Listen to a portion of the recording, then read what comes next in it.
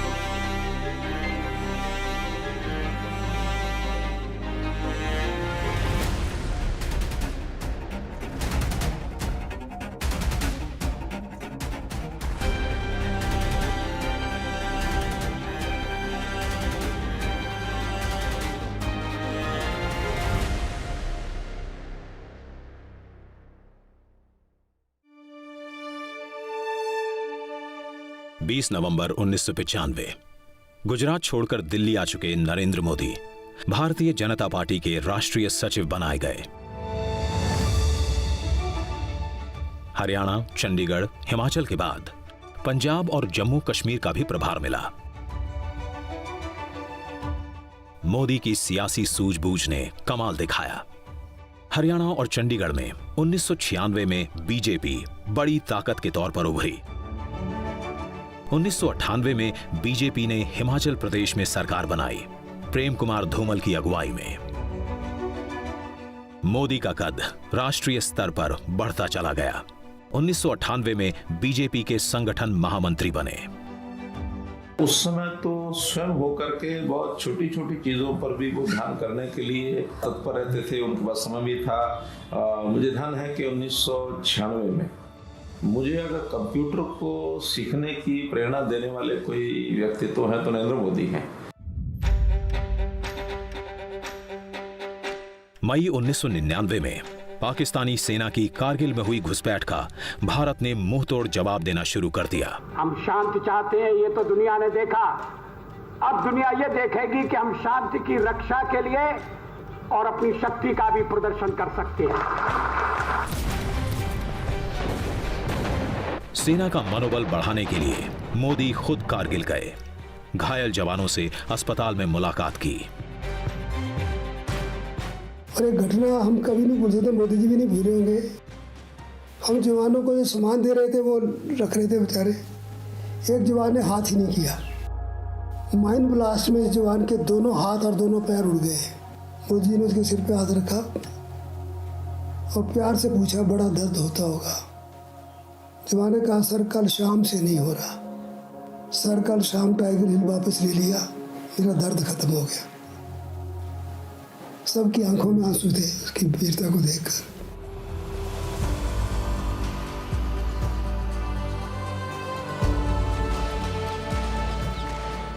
कारगिल से पाकिस्तानी घुसपैठियों को भारतीय सेना ने मार भगाया। 1999 में अटल बिहारी वाजपेयी के नेतृत्व में तीसरी दफा एनडीए की सरकार बनी। बीजेपी की बढ़ती ताकत में मोदी संगठन महामंत्री के तौर पर महत्वपूर्ण भूमिका निभा रहे थे। इत्तेफाक ये कि बीजेपी पूरे देश में मजबूत हो रही थी, लेकिन मोदी के अपने गृह प्रदेश में कमजोर। साल 2000 में हुए स्थानीय निकायों के चुनाव में बीजेपी को गुजरात में ज्यादातर जगहों पर हार का सामना करना पड़ा था। देश गणतंत्र दिवस मना रहा था, लेकिन गुजरात के लिए यह दिन काल बनकर आया।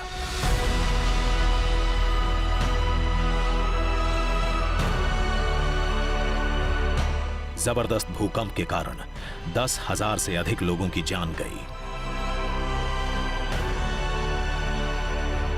बहुत ध्वस्त हो गया था। अंजार में तो स्कूल पूरी की पूरी और बच्चे भी थे उनमें समाप्त हो गए थे। तो ऐसी खराब हालत थी उन दिनों में कि पता नहीं था कि इसमें क्या करें। कच्छ में जान माल का सबसे अधिक नुकसान हुआ। भुज की पुनर्रचना कैसे होनी चाहिए, उन्होंने कहा था कि अलग जगह पर बड़ी जगह लेकर गांवों की पुनर्रचना करनी चाहिए और शहरों जैसी रचना करनी चाहिए। बड़े रास्ते होने चाहिए, गटर होनी चाहिए और विद्यालय होने चाहिए। आज हमें लगता है कि कच्छ में कभी भूकंप हुआ ही नहीं। तो ये जो संस्कृति है, कल्चर है, वो उनके दिमाग में है। आपत्ति को अवसर में बदलना, ये दो जीवन सूत्र नरेंद्र मोदी के पूरी राजनीतिक और सामाजिक जीवनी में है।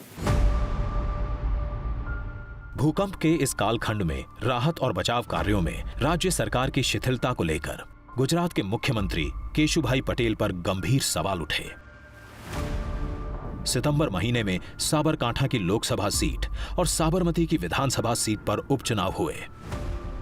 दोनों जगह पार्टी की हार हुई। पार्टी के अंदर चिंतन का सिलसिला शुरू हुआ। 1 अक्टूबर 2001 माधवराव सिंधिया के साथ विमान दुर्घटना में मारे गए कैमरामैन गोपाल सिंह बिष्ट का दिल्ली में अंतिम संस्कार हो रहा था। नरेंद्र मोदी भी वहीं मौजूद थे। उनके मोबाइल फोन की घंटी बजी। लाइन पर थे प्रधानमंत्री वाजपेयी।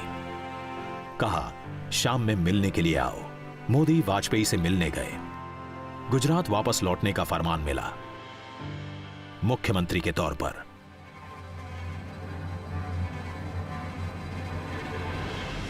હું નરેન્દ્ર દામોદરદાસ મોદી ઈશ્વરના નામે સોગંદ લઉં છું કે કાયદાથી સ્થાપિત ભારતના સંવિધાન પ્રત્યે હું સાચી શ્રદ્ધા અને નિષ્ઠા ધરાવીશ। હું ભારતના સાર્વભૌમત્વનું અને અખંડતાનું સમર્થન કરીશ અને હું ગુજરાત રાજ્યના મુખ્યમંત્રી તરીકેના મારા કર્તવ્યો શ્રદ્ધાપૂર્વક અને અંતઃકરણપૂર્વક બજાવીશ।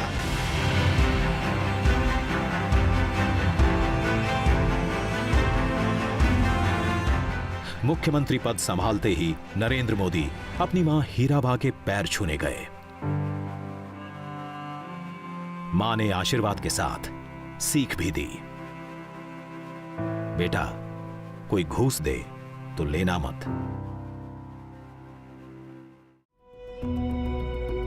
गुजरात का सीएम बने हुए मोदी को 4 महीने हो गए थे। संवैधानिक प्रक्रिया के तहत सीएम की कुर्सी संभालने के 6 महीने के अंदर मोदी को सदन का सदस्य बनना था। 1.5 दशक से पार्टी और साथियों को अलग अलग चुनावों में जीत दिलाते आए मोदी को खुद के लिए पहली बार चुनाव लड़ना था। मैंने पार्टी के लिए, पार्टी की जरूरियात के लिए सीट खाली कर दी और उसी पर नरेंद्र भाई जीत कर आए। 27 फरवरी 2002 गोधरा रेलवे स्टेशन से ठीक आगे साबरमती एक्सप्रेस के S6 डिब्बे में साजिश के तहत दंगाइयों की भीड़ ने आग लगाई।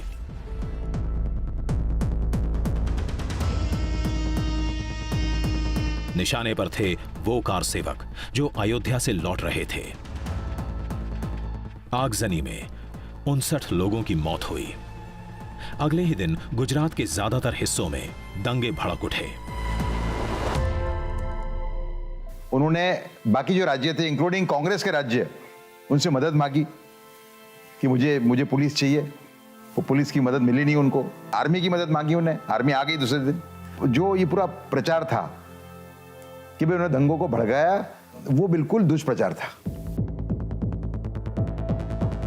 28 फरवरी की देर रात वायुसेना के विमानों से सैनिक अहमदाबाद पहुंचे। दंगों को लेकर विपक्ष ने मोदी पर हमले शुरू कर दिए। ये भी मोदी जी के लिए एक बड़ा चैलेंज था, गुजरात को संभालना, कम्युनिटी हार्मनी को संभालना, जिन्होंने गुंडागिर्दी की थी उनको नसीहत देना, और देश भर के सूडो सेक्टरलिस्ट मोदी ने ये किया है, मोदी ने ये किया है, मोदी जी को बदनाम करने के लिए पूरी कोशिश की। डिक्शनरी में जितने खराब शब्द है आज, वो सभी मोदी जी के लिए यूज हुआ उस वक्त। तभी भी मोदी जी ने कोई धैर्य नहीं छोड़ा। विपक्षी पार्टियों का हमला जारी रहा।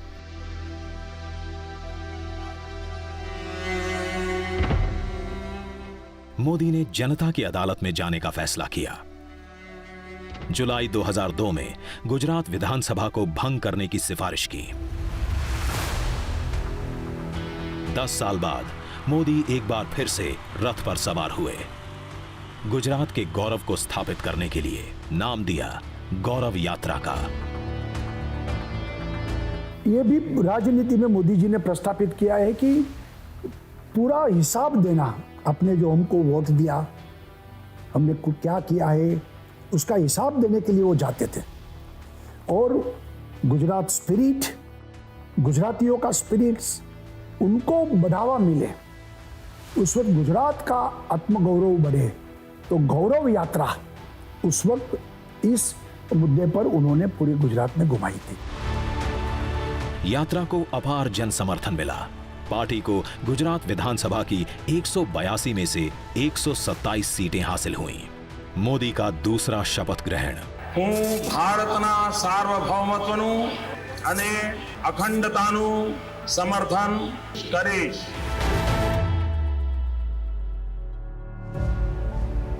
28 सितंबर 2003 अहमदाबाद का Tagore hall vibrant Gujarat global investor summit का साक्षी बना।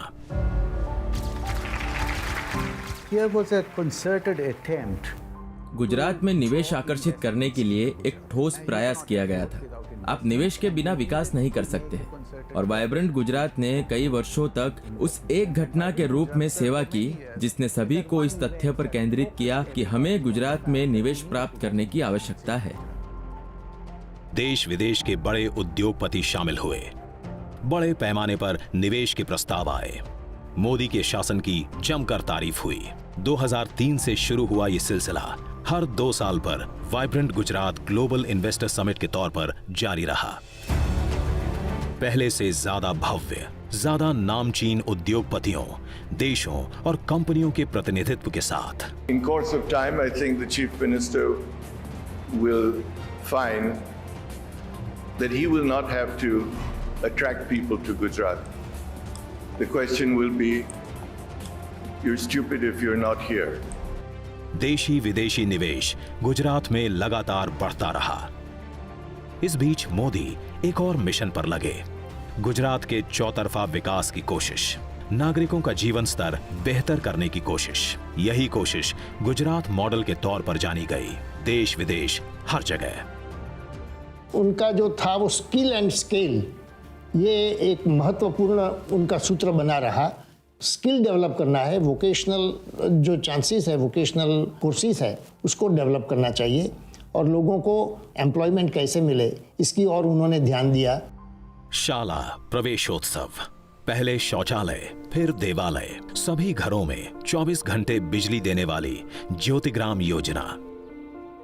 24/7 इलेक्ट्रिसिटी का गुजरात में शुरू किया, तब पूरा हिंदुस्तान में जो है 24/7 इलेक्ट्रिसिटी किसी को दे सकते हैं, हर घर में दे सकते हैं, ये तो कोई सोच ही नहीं सकते थे। खेत की पैदावार बढ़ाने के लिए सॉइल हेल्थ कार्ड, कृषि महोत्सव। એટલે જેમ ખેતરમાં પરિવર્તન, ખેડૂતમાં પરિવર્તન, પાકમાં પરિવર્તન, એમ કૃષિની સંપૂર્ણ વ્યવસ્થા બાબતમાં પણ પરિવર્તન। चमकते सरकारी अस्पताल, मेडिकल कॉलेजों की संख्या में भारी भरकम इजाफा। रर्बन मिशन, शहर जैसी सुविधाएं गांव में।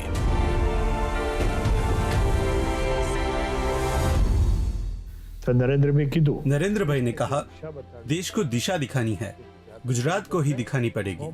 भले ही महंगा, लेकिन हमें सूर्य किरणों से बिजली उत्पन्न करनी पड़ेगी, और हमारी कच्छ की धरती इतनी विशाल है कि पूरे देश को हम यहाँ से बिजली देंगे। एशिया का सबसे बड़ा सोलर पार्क, दुनिया का सबसे लंबा कैनाल नेटवर्क, देश का पहला river front. When the project got done and finished, जब परियोजना पूरी हुई और समाप्त हो गई, तो अचानक 11,000 झुग्गी झोपड़ी में रहने वालों को अपने घर मिल गए। और नदी के दोनों किनारों पर 2 वर्ग किलोमीटर की जगह का सही इस्तेमाल किया गया। इसने दिखाया कि कैसे हमारी जटिल समस्याओं से निपटा जा सकता है, जिससे आम लोग इसे सार्थक और उपयोगी पाते हैं।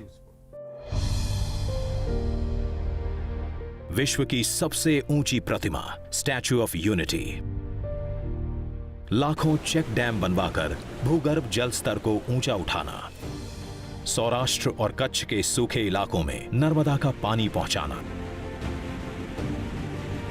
અને જે ખેડૂત આટલી મહેનત કરતો હોય, આપણો પરિવર્તનશીલ હોય, પ્રગતિશીલ હોય, અને એના માટે જ્યારે નર્મદાનું પાણી આવે ને તો મારો આનંદ અનેરો વધી જાય છે, અનેક ઘણો વધી જાય।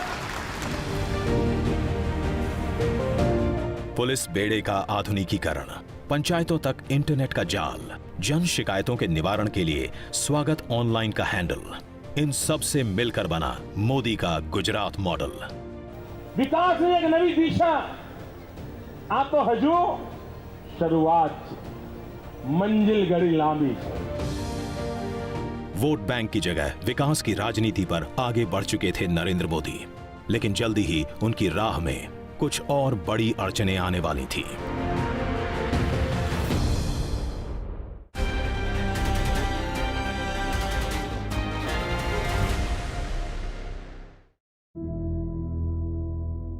गुजरात के मुख्यमंत्री के तौर पर नरेंद्र मोदी को धरने पर बैठने के लिए मजबूर होना पड़ा। मुख्यमंत्री ने अपने स्टेट के लिए उपवास किया हो, अभी तक एक ही दाखिला है और नरेंद्र भाई मोदी का है। केंद्र सरकार थी कांग्रेस की, बांध की ऊंचाई बढ़ाने के लिए यहां पर उपवास किया, पूरा गुजरात जाग गया। वजह थी मनमोहन सिंह की अगुवाई वाली यूपीए सरकार की तरफ से लगाई गई अड़चन, जिसके कारण सरदार सरोवर बांध की ऊंचाई नहीं बढ़ाई जा सकती थी। અને નર્મદાનું 110 મીટરનું ક્લિયરન્સ મળે તો હું ગુજરાતની ધરતીને વચન આપવા માંગુ છું,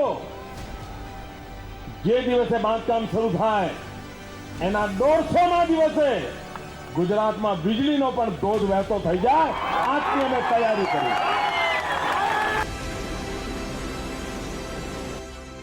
मोदी का उपवास 52 घंटे चला, गुजरात की मांग पूरी हुई।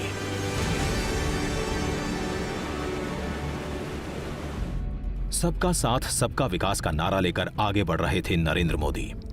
इसी दौरान 2007 का विधानसभा चुनाव आया। विपक्ष एक बार फिर से हमलावर।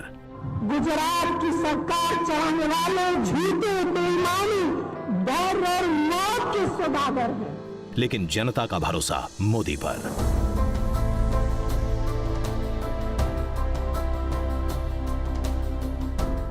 – 2007 में हुए विधानसभा चुनावों में बीजेपी को बड़ी कामयाबी हासिल हुई।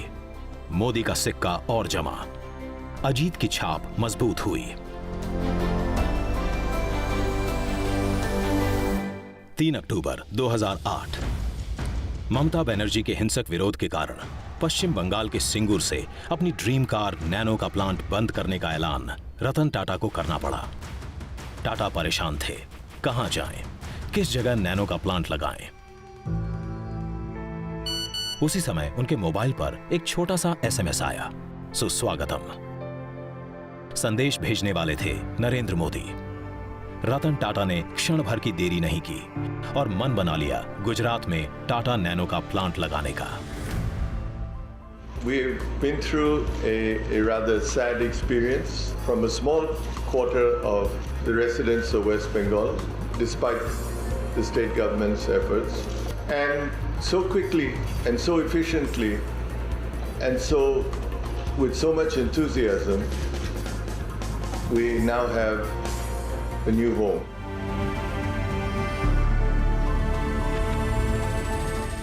सितंबर 2011 मोदी अपना 61वां जन्मदिन मना रहे थे, लेकिन अनूठे ढंग से। अपने जन्मदिन के मौके पर मोदी ने 3 दिन के सद्भावना उपवास की शुरुआत की। उद्देश्य था गुजरात में शांति और सद्भाव को मजबूत करना। अहमदाबाद के बाद मोदी गुजरात के हर जिले में गए। समाज के सभी वर्गों में आपसी विश्वास बढ़ा। मोदी पर देश दुनिया का भी भरोसा बढ़ने लगा। अंतर्राष्ट्रीय पत्रिका टाइम ने 16 मार्च 2012 के अपने अंक में मोदी को कवर पर जगह दी। टिप्पणी थी, मोदी मीन्स बिजनेस। एक मत गुजरात भाजपा सरकार के नारे के साथ नरेंद्र मोदी चुनाव मैदान में उतरे, जीत की हैट्रिक लगाई। मोदी को देश के अगले पीएम के तौर पर देखा जाने लगा। कई राज्यों से जो लोग आते थे हमें बोलते थे कि मोदी जैसा काश हमारे सीएम होते तो हमारा भी राज्य ऐसा होता। ठीक है, अगली बार हम उनको प्रधानमंत्री बनना चाहते हैं। गुजरात के मुख्यमंत्री के रूप में उसी दिनों में देश के कार्यकर्ता उनको प्रधानमंत्री के रूप में देखना चाहते थे। आम जनता के दिल में मोदी ने अपने लिए जगह बना ली। 13 सितंबर 2013 देश में चल रही मोदी लहर का अंदाजा बीजेपी के बड़े नेताओं को भी था। पार्टी ने मोदी को पीएम उम्मीदवार के तौर पर पेश कर दिया।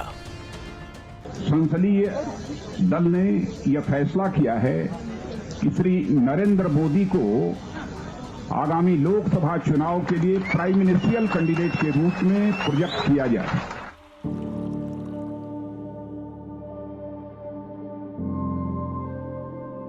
जो कभी चाय लेकर ट्रेन के पीछे भागता था, उसके पीछे अब जन सैलाब था। नरेंद्र मोदी का चुनावी अभियान जोर शोर से शुरू हो गया।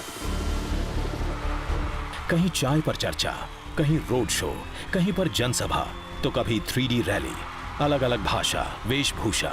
नरेंद्र मोदी देश के हर हिस्से में प्रचार के लिए गए, लेकिन हर जगह सभा में गूंज एक ही। 16 मई 2014 मतगणना शुरू हुई। लोकसभा की 543 सीटों में से एनडीए ने 336 पर जीत दर्ज की। अकेले बीजेपी को 282 सीटें मिली। पहली बार ऐसा हुआ जब बीजेपी खुद अपने बूते पर सरकार बनाने की हालत में थी। नरेंद्र मोदी वाराणसी और वडोदरा दोनों सीटों पर रिकॉर्ड मतों से जीते।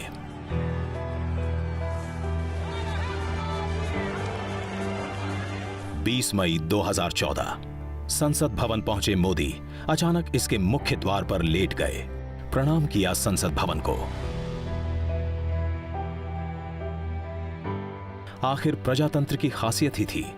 जो वडनगर के एक गरीब घर में जन्मा हुआ व्यक्ति पूरे देश की बागडोर संभालने जा रहा था। बीजेपी के संसदीय दल के नेता के तौर पर मोदी का चुनाव हुआ।